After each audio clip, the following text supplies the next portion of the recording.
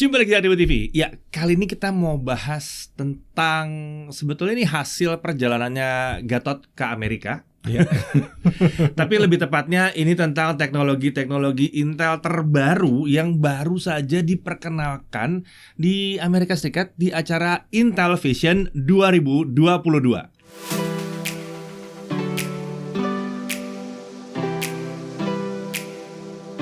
Oke, Intel Vision 2022. Nih kebetulan kemarin yang berkesempatan untuk berangkat ke sana adalah Gatot ya. Ini adalah acara undangan ke luar negeri kedua kita.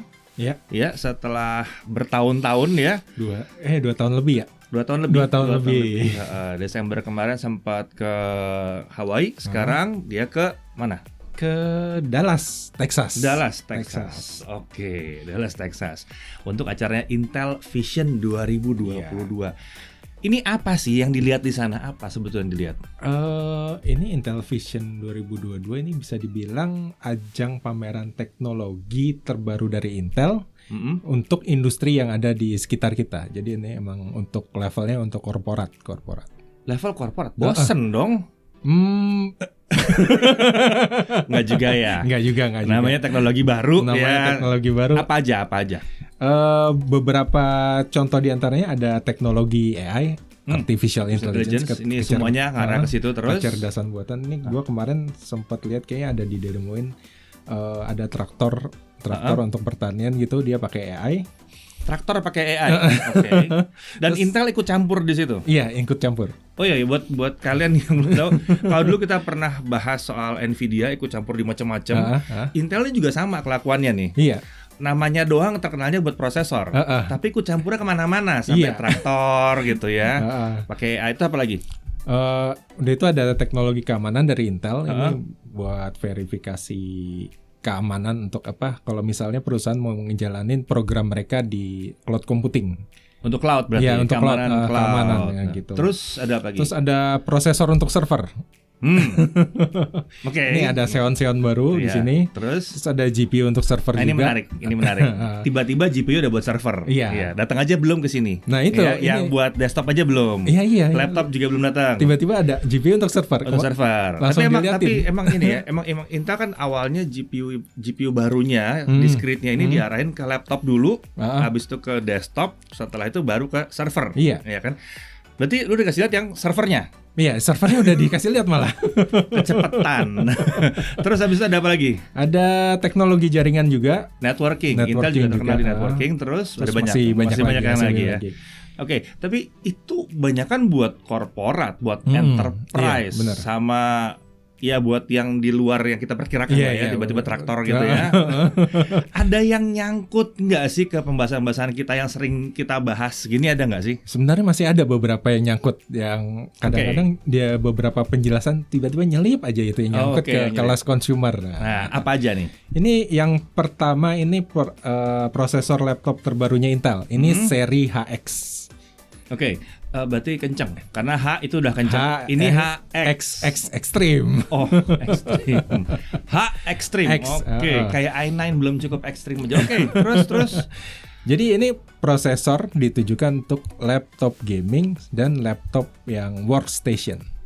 Oke, saya terjemahkan. Berarti untuk laptop 15 sampai 25 juta dan yang 40 juta ke atas. Begitu ya? Kira-kira gitu. Biasanya prosesnya kan 40 ke atas gitu ya. Terus. Nah, ini lucunya, ini gua kira ini berbasiskan silikon die prosesor yang udah ada yang sekarang. Ya, tapi yang sekarang di enhance aja tambahin gitu. Tapi ternyata ini bukan dari situ. Ternyata ini yang dari desktop. Oh, ini yang datang dari desktop di laptop kan? Iya, dari desktop di laptop kan. Sangar ini. Di tuning powernya, jadi masih bisa masuk. Oke. Terus perbedaannya apa nih? Perbedaan pertama itu untuk yang Core i9 itu tadinya kan maksimalnya 6 picore, 8 e-core. Nah, ini naik jadi 8 picore, 8 e-core. Jadi 16 core, 16 plus 8 24 thread. 24 thread di laptop. 16 core 24 thread di laptop. Oke, ya. Terus apa lagi? Nah itu yang Core i9 juga kapasitas smart case-nya juga meningkat. Tadinya mau segede apa lagi? 24 jadi 30. Naik lagi. Oke. Terus ada apa lagi? Nah lucunya ini RAM-nya. RAM-nya oke. Kalau dulu yang seri H atau HK itu maksimal 64 GB. 64 GB. Nah ini sekarang jadi 128 GB. Ingat ya ini laptop. Iya. 128 GB. 128 GB. Jadi per channel sekarang kita bisa masang 2 slot SODIMM. Jadi bisa masang 4 slot SODIMM. 4 slot SODIMM. 128 gede ini GB. laptopnya nih ya, 4 slot SODIMM. Yang kemarin dipamerin tipis sih. Yang dipamerin tipis. Oke. Kalau nggak salah 2,5 cm katanya ya. Aduh, oke. Oke, terus ada apa lagi? Nah ini yang kayak laptop workstation yang pernah kita RAM-nya tes. ya. RAM-nya bisa dukung RAM ECC. ECC ya, ECC. error correction code atau error correction control gitu ya. Terus ada apa lagi di sini? Nah ini yang lucu. Karena ini datang dari desktop ada PCI Express Gen 5 kali 16. Iya betul. Ini barang dari desktop dipindahin ke laptop jadinya ada ini PCI Express Gen 5. Oke, Gen 5. Yang H sama HK masih Gen 4. Kayaknya Gen 4 aja masih belum rame yang make. Ternyata udah ada Gen 5 di sini. Oke. Terus ada apa lagi? Nah lucunya kemarin yang dipamerin ke kita laptopnya itu MSI GT77 Titan. Akhirnya GT lagi. Akhirnya setelah ada GT lagi. Setelah GE, setelah GX, GT, GE, GP, apalah semua tiba-tiba GT lagi. Oke. Ini dikasih 4 slot M.2. 4 slot M.2. Biasanya 2, biasanya 2. 2 ya. Nah, 1 slot M.2 Gen 5.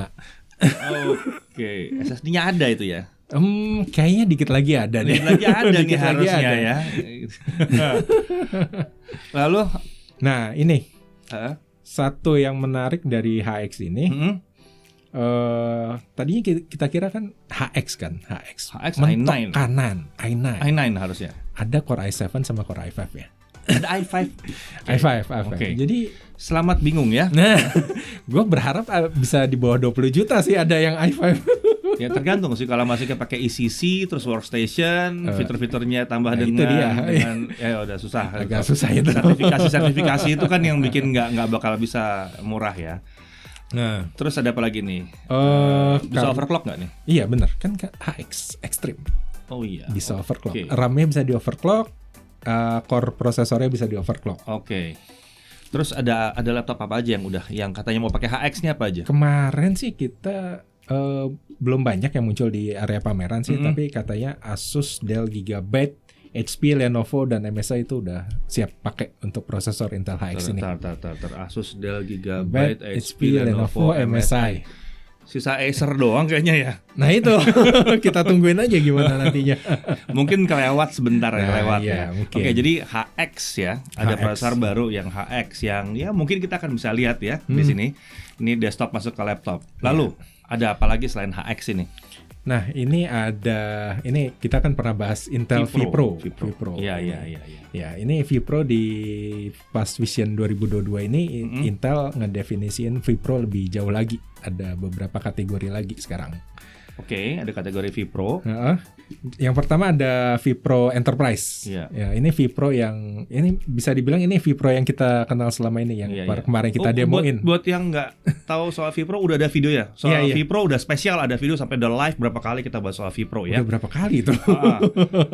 Jadi ada vPro Enterprise, lalu ada yang kedua vPro Essential. Ada esensial, berarti lebih terjangkau. Iya, ini katanya sih ini Intel vPro untuk kalangan SMB, small medium business. Oh iya. Pas kemarin pameran sih kita belum lihat barangnya ya. Tapi kalau misalnya kita pakai contoh misalnya Lenovo, kan kalau ThinkPad itu vPro mentok kanan. Iya. Nah ini mungkin yang di ThinkBook-nya kali.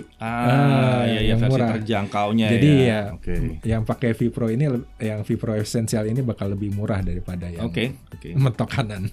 Terus vPro-nya ada apa lagi? Nah ini yang lucu. vPro Enterprise ini ada untuk Chromebook. Chromebook pakai vPro. Oke, jadi sekarang itu yang waktu itu dibilang ya berarti ya. Katanya mau ke Linux juga, Linux mau diperkuat juga, berarti otomatis dia lari ke Chromebook juga. Iya, lari ke Chromebook juga. Tapi nggak mungkin Celeron lah ya. Iya, kayaknya syarat-syarat hardware-nya masih mirip lah sama kayak yang berarti untuk i5, yang Windows. i7 tetap i5, i7. Iya. Terus ada apa lagi selain Ini ProBook ada vPro? Intel yang perpaduan killer ini. Intel vPro and Evo design. Oh, oke. vPro Evo. vPro Kita udah Evo. pernah lihat kemarin. Iya. Yang vPro Evo ya. Lenovo ThinkPad Titanium ya. Titanium, Ya, Titanium ThinkPad series ya, itu kita X1 udah lihat gitu. tapi Iya, tapi mungkin ada yang baru lagi nanti ya di Iya, ada yang baru lagi. Gen 12 ya. Apalagi- Cuma kalau vPro ini emang nggak mungkin bisa cepat ya, soalnya ada sertifikasi. Jadi banyak yang nanya, ini mana nih kok buat ThinkPad kok belum ada Gen 12 ya gini. Iya, dia harus lewat proses banyak banget, nggak bisa kayak dipasang langsung jual gitu, nggak bisa. Ada proses verifikasi, banget. sertifikasi macam-macam panjang dijamin jalan. Iya, dan masih ada ya udah dibahas sih sebetulnya ya tentang vPro lengkap banget. Itu kenapa kita buat video sendiri karena memang ada pembahasan yang detail banget tentang si vPro itu sendiri. Iya, benar. Oke, next. Tadi udah HX, terus vPro ini yang masih nyangkut-nyangkut yang pernah kita bahas. Ada apa lagi yang lain? Nah, ini ada Evo 3rd Edition. Evo 3rd Edition. Jadi Oke. ini untuk prosesor Intel Core generasi ke-12. Berarti Gen 12 ada Evo lagi. Ya, buat yang nggak tahu Evo kita udah bahas banyak banget tentang Evo. Tapi ini Evo generasi ketiga untuk prosesor yang pakai Gen 12. Gen 12. Oke, perbedaannya Nah, apa? itu. Nah, perbedaannya yang pertama itu kan dulu kita untuk prosesor. Itu kita tahu ada Core i5 sama Core i7. Iya, i5 sama i7. Nah, ini Core i9 masuk sekarang. Oke, karena Core i9 masuk berarti ini masuk ke seri H juga ya. Nah, lucunya pas tadi malam ini sebelum gua ke kantor, itu kan ada acara launching produk Acer, ada Swift 3 OLED. Itu Evo pakai prosesor Intel seri H. Oke, ya udah berarti benar. Berarti sekarang Evo itu berlaku, tapi prosesornya terserah. Iya. Yang penting minimumnya sama kayak kemarin, cuma atasnya bebas. Selama baterainya nahan sampai 12 jam plus, harusnya ya bisa udah, sih. harusnya bisa gitu aja. Ah, Ada aturan mainnya kan ada aturan main buat baterai ya. Nah ini baru lucu nih. Nah itu kan dulu banyak yang nanyain ya, Evo ini bisa buat laptop gaming nggak? Jadi bisa. Nah itu mungkin aja sih bisa untuk laptop gaming, soalnya syarat Evo lagi ada bisa pakai discrete GPU Intel Arc. Ya, berarti laptop gamingnya mesti pakai Intel Arc. Intel Arc. Kemungkinan besar begitu. Oke, terus apa lagi yang baru nih? Jadi yang pertama bisa seri H, ada opsi i9, terus bisa seri H, berarti bisa buat yang kencang ya, lalu bisa pakai discrete GPU yang Arc, berarti lumayan kencang juga di situ. Ukuran layar berubah juga kan? Layar naik jadi 16 inci. Yang paling tingginya, paling tinggi. Berarti up to 16 inci. Terus apa lagi? Terus ada Wi-Fi 6E. Oh, Wi-Fi-nya berubah dari Wi-Fi 6 ke Wi-Fi 6E sekarang. Oke. Lalu? Nah, ini yang mungkin ditunggu-tunggu nih. Apa nih? Kamera yang di laptop minimal 1080p 30 fps. Setelah berabad-abad. Setelah sekian lama 720p sekarang dipaksa harus 1080p. Wajib ini. Wajib. Jadi sekarang Evo yang Gen 12 harus 1080p. Jaminan baru lagi nih ya. Jaminan baru lagi. Oke, terus ada kemampuan dynamic background noise suppression. Ini kayaknya buat yang pas meeting gitu, jadi ini rancangannya WFH sekali ya. Kayaknya dimaksimalkan buat Buat meeting gitu. Yang virtual meeting gitu ya. Oh, jadi supaya suara-suara belakang nggak ganggu gitu ya. Oke, dan itu built in. Kalau dulu kan mesti install atau mesti pakai fitur tertentu gitu dulu, kan. Dan belum tentu bisa ada. Kan itu dulu masih opsional. Kadang-kadang bisa ada, bisa ya, ada sih yang berbayar. Ada. Kita pernah bikin videonya dulu. Kita pernah bikin video pas awal-awal pandemi, kita bikin videonya. Untuk yang syaratan-syaratan yang lainnya sama? Ya, kurang lebih sama. Masih Gen 11 yang kedua. Sedikit lebih ketat, kamera meningkat, tapi diperluas pilihan prosesornya. Iya. Ini berarti Evo-nya akan ada lebih banyak lagi di mana-mana nih ya? Lebih banyak lagi. Oke, menarik. Terus? Nah, ini juga di Evo 3rd Edition ini Intel juga ngenalin perangkat atau aksesoris pendukung untuk laptop Intel Evo yang engineered for Intel Evo. Engineered for Intel Evo. Jadi ada aksesoris untuk Intel Evo. Iya. Apa aja? Ada Thunderbolt docking, itu biasa. Ada SSD eksternal, monitor, headset, dan masih banyak lagi. Coming soon masih banyak. eGPU bisa juga, bisa ya. Oke, jadi Evo meningkat. Oke, dari Evo apa lagi? Selain Evo ada lagi ini yang discrete GPU untuk server sih ini. Oh yang tadi ya yang discrete kita GPU bilang. sekarang untuk server. Jadi ini untuk data center kayak gitu ya? Iya, ini namanya Intel Data Center GPU. Ya, namanya sederhana banget. Oke. Intel Data Center GPU. Iya, berarti ini sekarang Intel serius banget ya. GPU-nya nggak cuma diarahin ke laptop, nggak cuma arahin ke desktop, tapi langsung di tahun yang sama juga langsung ngegas lari ke server. Benar. Serius banget. Iya, ini codename-nya Arctic Sound M. Udah itu ini Sound M. Iya, Arctic Sound M. GPU tapi namanya Arctic Sound. Oke. Nggak masalah. Nah, terus untuk arsitekturnya ini pakai Xe HPG. Itu ya sama kayak yang dipakai di Intel Arc yang buat PC consumer. Oke, Intel Data Center GPU ini itu ntar datang ada 2 pilihan. Yang satu pakai 1 chip GPU, itu rating powernya sekitar 75 watt. Ini nggak perlu pakai kabel ya? Iya, harusnya nggak pakai. Cukup. Terus ada yang 150 watt pakai 2 chip GPU. Ya udah, 1 tambah 1 sama dengan 2 ya. Nah, iya. Kali 2 aja 150 watt ya. Oke. Kecil sih sebetulnya 150 watt. Iya. Terus ini untuk peruntukannya ini buat dipakai perusahaan yang kalau butuh untuk layanan cloud gaming. Cloud gaming. Oke. Video streaming, virtual desktop dan AI. Oke, berarti cloud AI. Iya, oke. Untuk video streaming bisa apa sih keuntungannya? Video streaming gitu loh. Video streaming. Iya, dia bisa kalau untuk streaming 1 chip GPU itu bisa nge-stream 30 video Full HD atau 8 video 4K.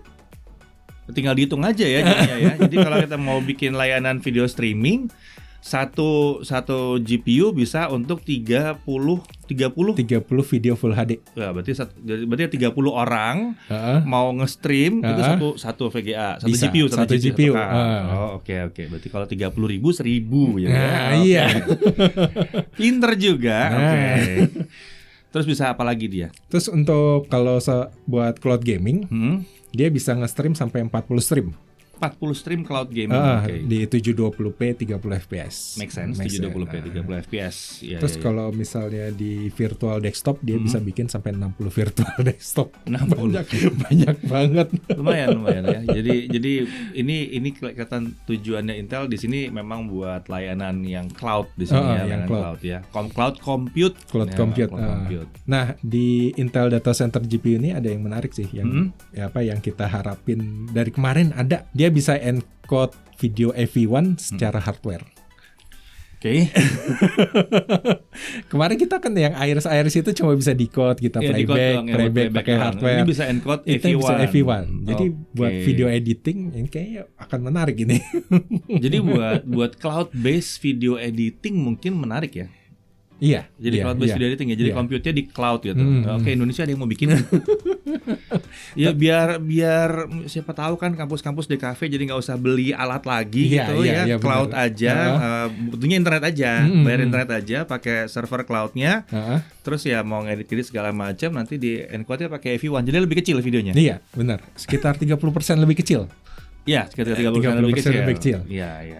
Oh ya udahlah, mau main video 4K segala bisa ya. Bisa. Gue juga penasaran sih sebenarnya ini nanti di laptop sama desktop ini kapan di enable-nya ini yang karena bendanya sama. Iya, bendanya sama.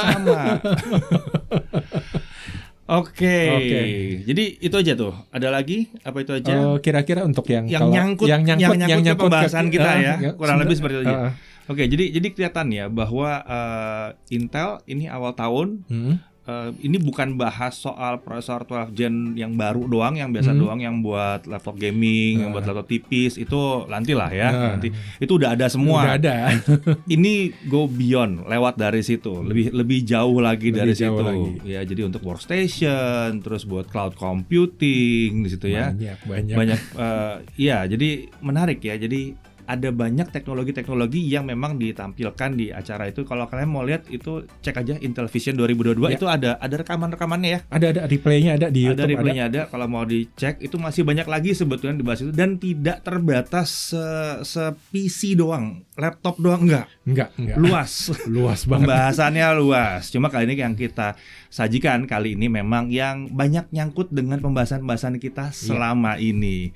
Oke, kalau gitu thank you Gatot. Udah sharing apa yang dilihat di sana. Masih jet lag? Kayaknya sih. Oke, kalau gitu sampai sini dulu. Sampai jumpa lagi di pembahasan teknologi berikutnya. Dadah.